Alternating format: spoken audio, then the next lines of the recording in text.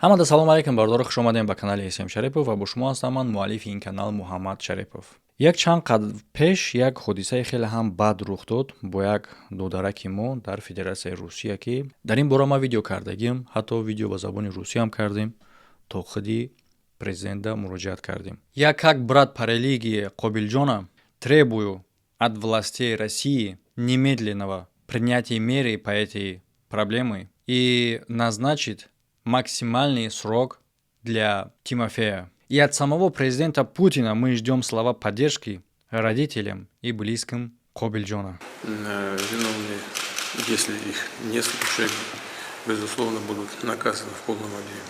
Албатта ки як мушкили хеле ҳам калоне буд ки ҳатто блогерои дигар забонам дар ин бора гап задан. Як чанд нафаре ки дар ҳама ҷо ҳамчун хизматгори ин халқу ватан эълон мекунанд, ҳамуно дар ин бора гап назадан. Ин ба мисли ин ҳамин ду шахса чӣ гуна шумо медонед. Сай Ҷалоли ҷон, ман адои ту шудам. 100 бор Эсем Шариф омад, қоил нашидам. Дар ин ҷа чӣ кор рух дод? Як коре ки дама як видео рӯй кардан ки ду блогер дар видеоҳошон суҳбатҳое кардаистанд ки намёк ба ҳаминоай, лекин рӯи рост номошона нагирифтаистанд. Ин ду блогер буд, якеш Исмоили Тоҷик ва якеш бародари Тоҷик Фахриддин. Давлати Узбекистон ё дар давлати Қазоқистон ё дар ягон давлати дига ҳамин ҳодиса дучор мешуд. Ҳамин ҳодисада аввалин шуда баъзе аз блогерои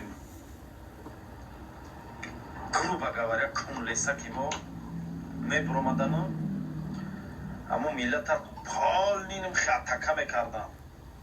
Лекин ин кор ки дар Россия шудагиай ҳамашон хаб ҳамиди ин гап ҳамада дахл надора. инҷа далш мегӯяд ки метарсанд ки бизнесшон аз даст мерава ва бародари тоҷика ин гапа дастгирӣ мекунад. Намедонам аз кадом чизе ки мувофиқи таҳлили ма фикр мекунам, яъне ки бо мегӯ мумкина хато кунам, 95% ма фикр мекунам ки маҳз ин гап ба сӯи Муҳаммадҷон 99 Лангулия ба адреси ҳамоай. Агар ҳамин хед боша, ҳардутон ҳардуям бародаро номошона гирифта гап занед.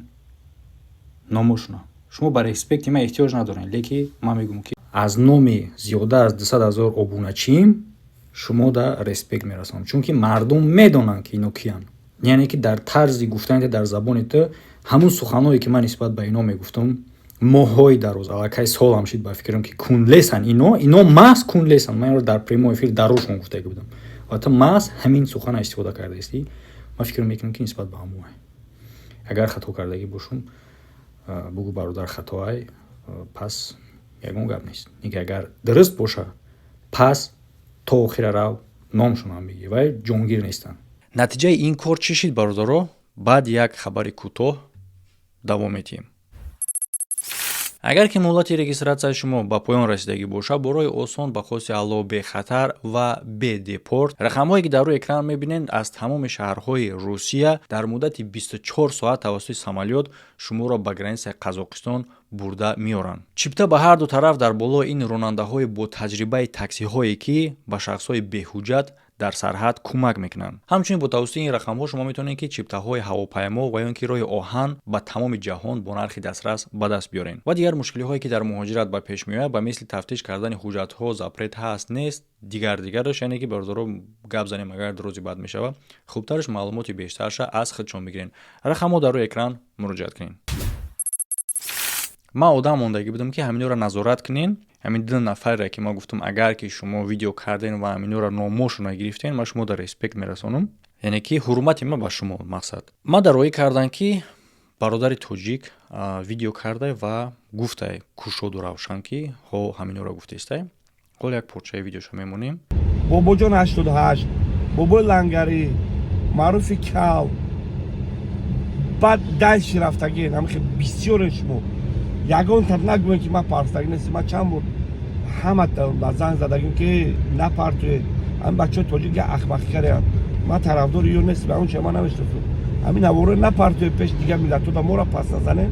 шумо гуфтагӯед ки мо дигарро бинанд. чӣ гунае ки чунин видео аз Исмоили Тоҷик ба ман роӣ кардагӣ нестанд, мо метавонем фикр кунем ки ин чунин видео накардай. албатта ки ман гуфтаистам ки дар асоси оне ман хулоса мебарорам ки чунин видео накарда, барое ки дар ман роӣ накардиам чунин видео. Мумкине агар ягон ҷо кардагӣ боша, мумкине дар ягон ҷо гуфтагӣ боша ва одамои ман надида боша ё ки ман худам надида бошам, хай пас дама бирасонен гапма дар асоси гуфтагии шумо гап занам.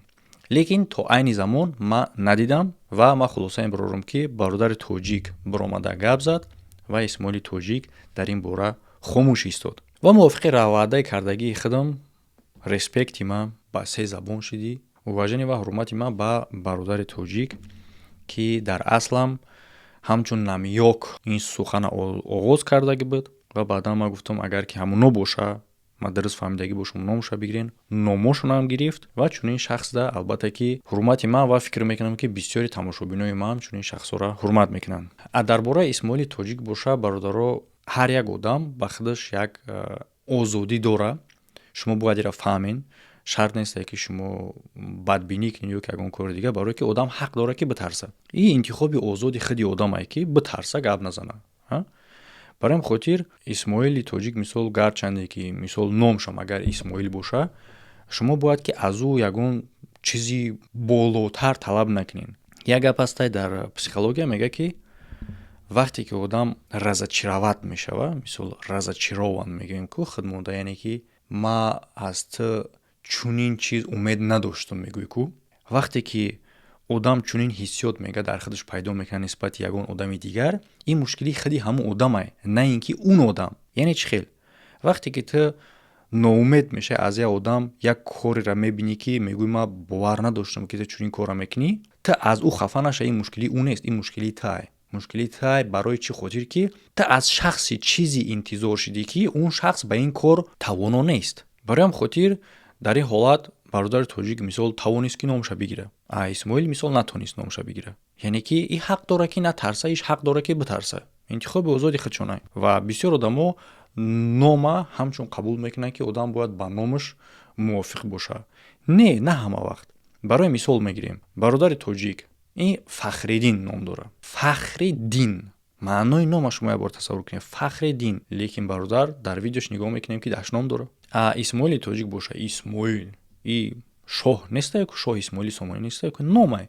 Барои ҳамин хотир на ҳар як одам метавонад ки дар номи худаш мувофиқ боша. Лекин ҳаракат кунед ки дар номтон мувофиқ бошед. Хеле ҳам хуб мешавад бо. Барои мисол бародари тоҷик, барои чӣ хотир ман дашнома гуфтам, ин барои пасзанӣ не, ин чизе нестае ки пинҳон боша.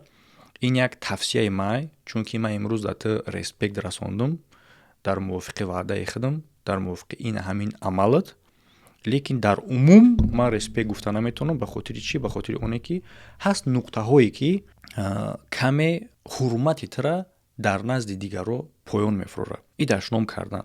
И як тавсияи бародаронае, агар ки бутонӣ аз дашном даст бикашӣ, и хеле ҳам хуб мешавад. Лекин и бо ихтиёри худае. Мисол ман шахсе нестам ки ту тавсияи маро гӯш кунӣ ва ё ин ки ту шахсе несте ки ба тавсияву совет ниёз доштагӣ бошӣ. Ва гарчанде ки аллакай дар борат гап задестем, ва як тавсияи дигар ки ҳаракат кун дар ҳаёт, як стулда бишин.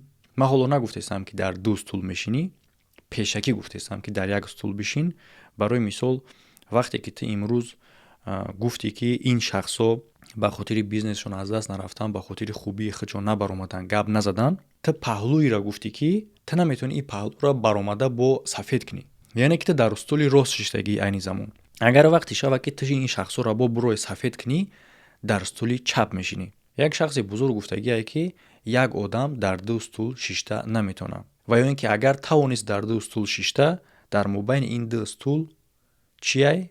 Ин чизе ҳастае ки ра шахсе метавонад бигӯяд ки дар видеош дашном мекунад, яъне ки ту метавонӣ ра бугӯй, ман наметавонам ин гапа бугӯм ки дар мобайнаш чие. Биёин калимаро иваз мекунем барои дағал нашидан ё ки дашном нашиданаш ба ягон чизи дигар. Шахсе ки дар ду стул мешина, дар мобайнаш саузия.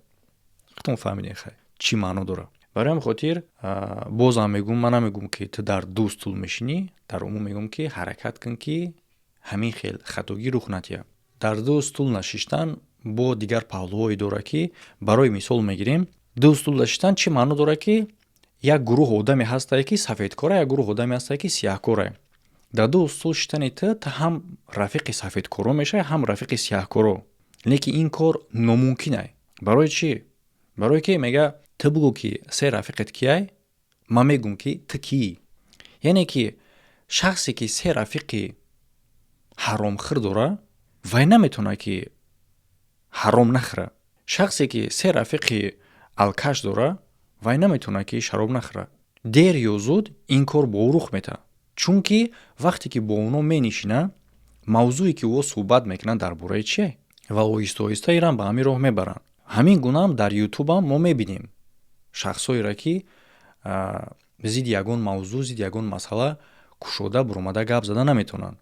ба хотири чие? ба хотири оне ҳастае ки мавзӯе ки зидшон гап мезананд, шахсое ки дар ин мавзӯъ алоқамандӣ доранд, бо онҳо ошноанд. наметавонад зидди рафиқаи худаш гап занад. тамом. барои мардум мебароя ҳам ту як дар умум мега ки мисол фалон беҳмадон чунин кора кардем, лекин номашона намегиранд, чунки рафиқшонанд. дар ҳаёт на танҳо мо бояд ҳаракатҳои худмон аҳамият бидиҳем, бозам аҳамият бидиҳем ки дар кадом гурӯҳҳо қарор дорем, дар атрофи мо киҳоанд ва онҳо бо чӣ коро машғуланд. тира мешиносанд на танҳо ба амалҳои худат, балки бо шахсое ки дар канори таанд ва бо шахсое ки дӯстони таанд. фикр ҳақиқатонро дар комментария бинависем бародаро. ҳамада хайр. то видеоҳои оянда.